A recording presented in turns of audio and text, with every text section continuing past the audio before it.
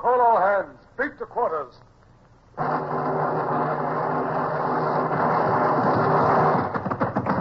out the guns. Stand by the starboard battery. One broadside into it, if you please, Captain Bush. Pointers on target. Linstops ready. Aye, aye, sir. Ready. Fire!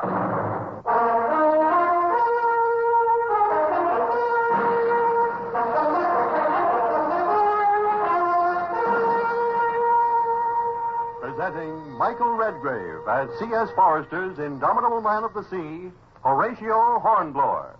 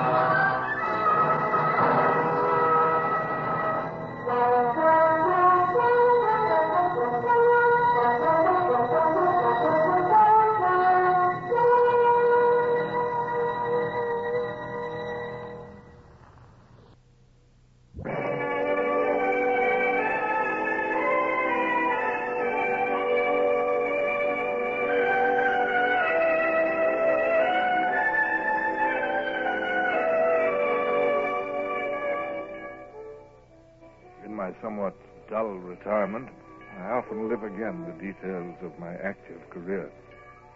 But no single episode of that career stands out more vividly than that dusky autumn evening when I stood on the deck beside Captain Freeman and sailed into the enemy's stronghold.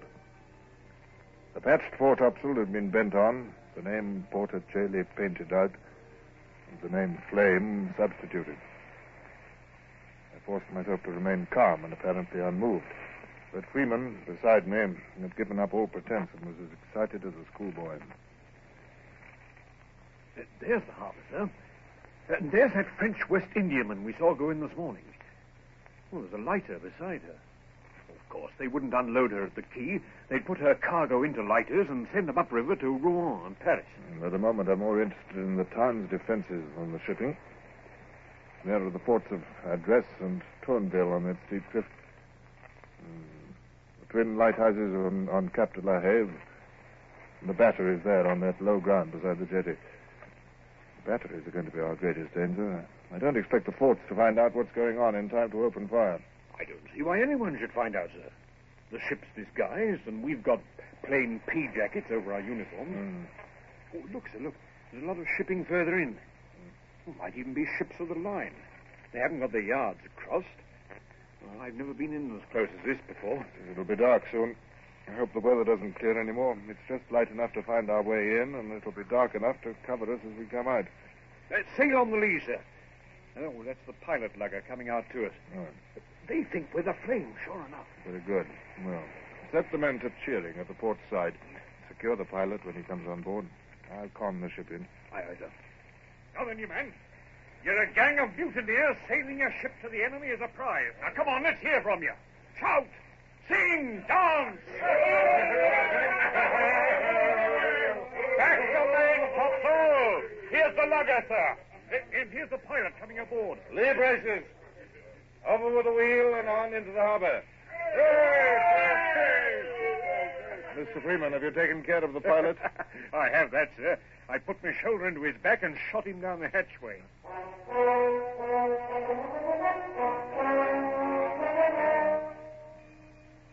We were nearing the big Indiaman now.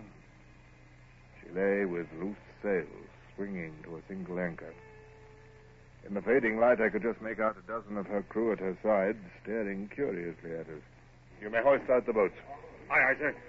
Shall I send the men into them? Well, only the picked men as arranged. Remember, they are to take the Indiaman without firing a shot.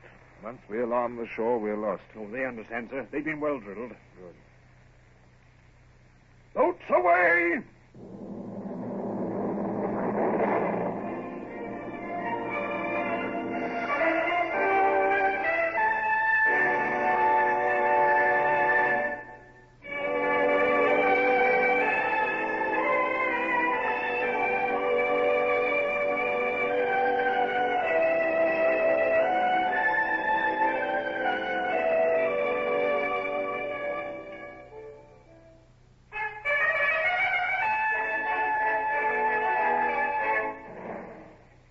gunboats coming back, sir.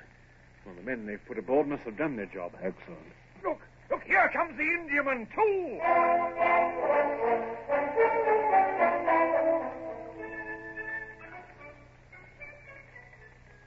Steady as you go. Mr. Freeman, my hand at the lead, if you please. I'm afraid we shall gain no more time. The shore authorities will be fully alert in a moment. Yes, the cutter's signaling the shore with a lantern. Yes, and firing a musket to attract their attention. Stand by to go about. This is going to be the most ticklish moment of our outward passage. Steady as she goes. Steady it is, sir. Now, the cutter must have cleared and loaded a bow chaser. 6-pounder from the sound of it. Yes, there's the flame of it. No, but she can't see us very clearly. I can see the Indiaman, though. She's coming round very neatly. That mastermate of yours is a good man. This will be a different matter. The 32-pounders on the jetty are in action now. We shall be right in their range as we round the jetty. Shall I reply to their fire, sir? No. Our 6-pounders will make no impression on that solid battery, and the flashes will reveal our position. Well, why aren't they firing again? Well, they've had time for several salvos. I imagine Bonaparte has stripped his shore defenses of seasoned gunners for his army in Germany. These gunners are probably untrained recruits, and working in the dark is making them unhandier than ever. Look out, sir! Vessel dead ahead! Wheel there. Stay steady. Make no effort to avoid it. It's the pilot, Lugger. They can see its mainsail. They're trying to block our escape. She's coming straight for us, sir! Then let the weakest go to the wall. Stand fast, everybody.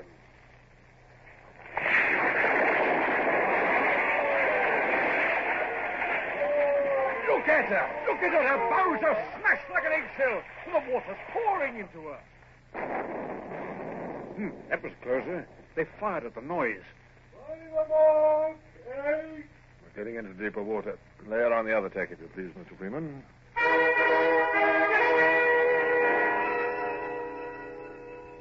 tried hard to keep any trace of doubt or excitement from my voice. But I knew that success or failure depended on the chances of the next few minutes. I felt weak with apprehension, not merely for the physical danger that we were in, but for the danger to my reputation should I fail. Men would not stop to think of my real motive. They would say I'd tried to take advantage of the mutiny to feather my own nest by capturing a prize. My honor, as well as my life and liberty, were at stake. Steady as she goes. We're out of range of the batteries now. What a shock for them, sir.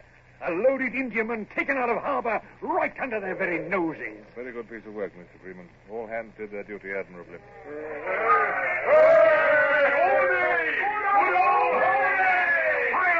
Silence!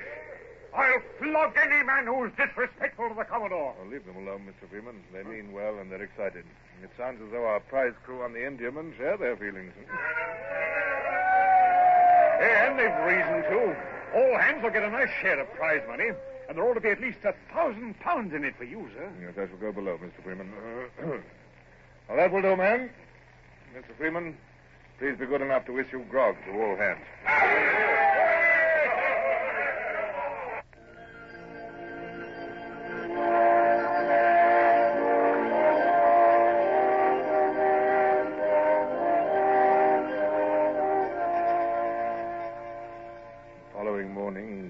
Fairly clear, but with slight patches of mist and the wind backing south by west. As I came on deck from my bath under the pump, I noted that we were hove to with the captured Indiaman astern. I knew that I should send her back to England at once, but I could not do that without writing a report.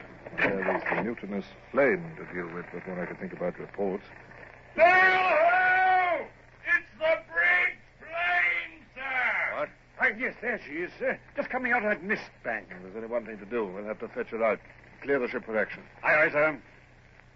The news must have got around on shore now that the brig with the patched sail is playing a double game, and they'll be watching for another move. If we delay, the mutineers might get in touch with the shore again and explain.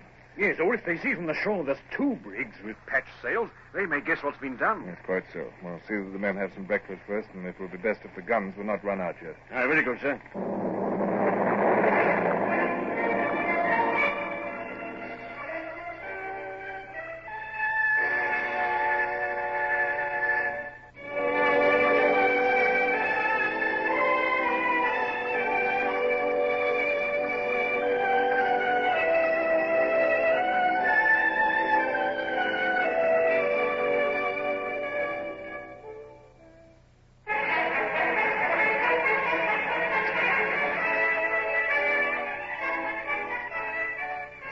running out the guns would warn the Flame that we expected a fight. That might tell them that escape to the French was not so easy as they thought. I gulped a little as I realized that within an hour the deck I trod would be swept with the carronades of the Flame. Within that hour, I might be dead or shrieking under the surgeon's knife. Deck there! There's a lot of small craft putting out from the beach, sir. Heading for the Flame, I think, sir. This should be interesting, Mr. Freeman. The mutineers are heading in rather than fight. They think those craft are coming out to welcome them. They're in for a shock, then, sir. Aye. Hey, hello. Well, they're not so sure. They're hesitating. Look, you can see them spilling the wind from their mainsail. Probably an argument going on aboard between those who only want to keep out of our range and those who want to go over to the French. That argument will be soon resolved. Those craft are gunboats, and that lugger's full of men. That's the Flame. A warning shot to make the frogs keep their distance. Look, sir, look. Look, the Flames realize the craft are hostile. She's whirling round. Too late. They're closing in on her and opening fire. Look, sir, look. Look, the men from the lugger are boarding the Flame. They'll take her. We'll run the guns out quickly. At least we shall fight against Frenchmen and not Englishmen. Gunners, listen to me. We're going in among those gunboats, and they must be sunk. Aim true at the base of their masts, and don't fire until you're sure you can hit.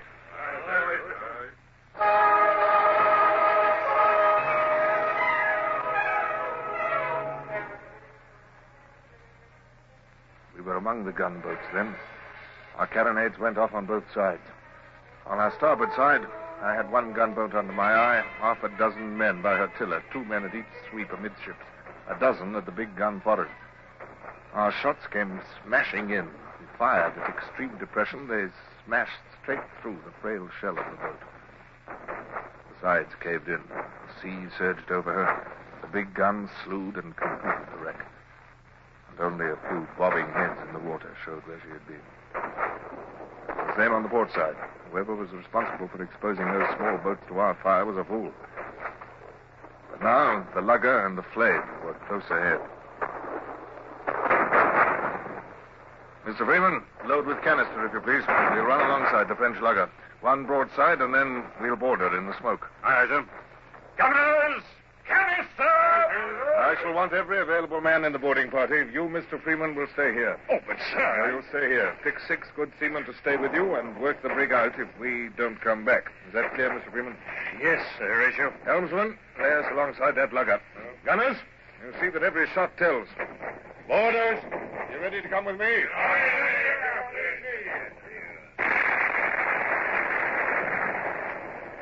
Follow me, men. In color and no quarter.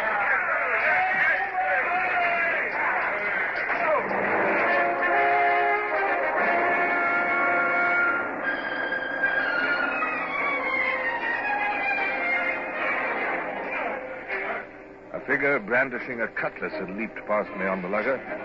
It was Brown. I saw him striking left and right, and then I was beside him in the struggling, slashing mass. I stumbled over a pile of dead and wounded men who had been caught in the blast of shot from our brig. And that stumble saved my life, for a blade snicked past my head as I pitched. An upward thrust as I recovered disposed of my attacker, and I fired the pistol in my left hand at a blue uniformed figure which loomed through the smoke at me. But now, the wind blew the smoke clear. The fighting around me ebbed away, and I could see again. Our master's mate was running down the tricolor from the masthead. On the starboard side was the Flame. I could see French infantry shakos over her bulwarks. A second wave of boarders came pouring in from the Porta Coeli. Come on, man! Aboard the Flame before they can organize a defense.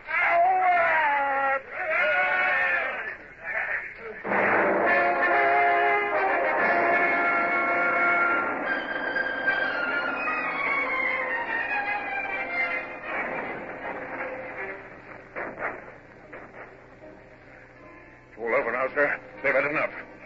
Are you wounded, sir? No, Brown. Help me up. This fellow's heavy. He's right on top of me. Hey! Yes, thank you. Well, Brown, what's the situation? Some of them are hiding below, sir. We'll have them out presently. That lot are disarmed and guarded, and some went overside, sir. The ship's ours, sir. Where are the other mutineers? Down below, I fancy, sir. Now, some of the Frenchies are down there, too, sir. Cowards. I'd rather die on deck than scuttle into a hole like a rat. We'll have them out of it. Flame ahoy! We're all drifting ashore! Request permission to cast off and make sail! Now, wait a moment. We must...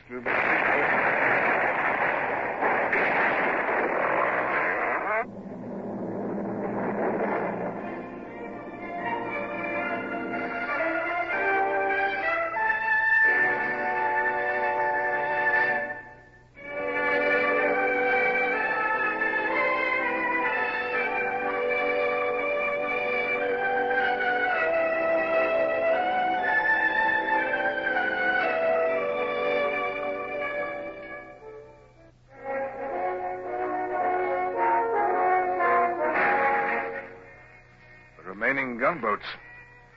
I'd forgotten them in the heat of the battle. But now I saw the two of them anchored a couple of cables lengths away in shoal water. The Flame, the lugger, and the Porta Chele, all locked together, made a huge target. Another shot crashed into us, and then another. The 24-pound balls were smashing through the whole frail length of the brig, tearing their way through the cowering mutineers and French below decks. Haste was essential if we were not to be sunk where we lay. Down. Get those hatches battened down. Put a sentry over each. Mr. Gibbons, secure your hatches. Get ready to make sail. All right, sir. What topmen are there? Man the halyards. Put a man on the wheel. Very well, Mr. Freeman. Cast off and make sail. Rendezvous at the Indiaman. All right, sir. Now, lively now. Hoist away at that sail. Wheel there. Hard to starboard. There goes the Porta Chele, sir. And the prize crew's working the lugger away. We'll all be out of range of the gunboats in a minute. Oh, thank heaven the wind is offshore. Hello. What's all that going on overside? Tommy, sir, it's the prisoners. Mutineers and froggies. They're scrambling out through the shuttles and jumping at the side. I'll let them go. Half will be drowned, and the mutineers who were saved will get no mercy from the French after this. Wait a minute. Where's the ringleader? Where's Nathaniel Sweet? He must not escape. He must be brought to trial or killed. He was below, sir. Look, ain't that him, sir? Over there. Where? Swimming. Yeah, there. You can see his long white hair. Nathaniel Sweet! I call upon you to surrender and stand your trial! I just laughing, the swine. Hey, you. Sir? You on sentry at the hatch. Pick me off that white-haired swimmer with your musket. Aye, sir. Look at the splash. Not within 10 yards. Now, give me the musket. Reload quick, or the villain will escape. I'll have him if I have to jump over and swim to him. Here's another musket, sir. Thank you. Let me, I wish I was a good shot myself. I'll give it to me. Got him, sir. Got him. He won't lead no more mutineers. Where? Where is he? Porter. No. No, there he is. Look, just see his hair trailing. There. Now he's gone. Yeah. It's a horrible thing to have to do. There was no alternative. You will bear witness, Brown, that I called on him to surrender. Bless you, sir. It's a waste of breath. He's better off, too. He'd only hang if he was took.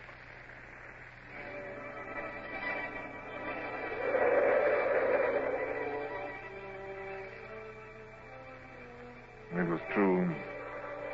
That white hair trailing like a horrible weed on the sea was to haunt my dreams for long to come. The mutiny was suppressed, the Flame retaken, the French defeated, and valuable prizes secured.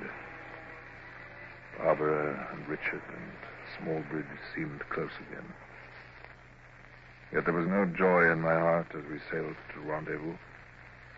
Only a nightmare vision of long white hair trailing on red-tinted water.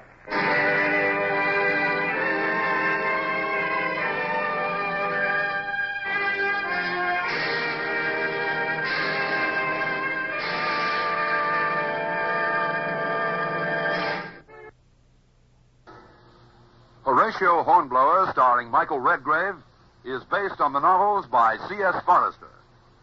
Music composed and conducted by Sidney Torch. Produced by Harry Allen Towers.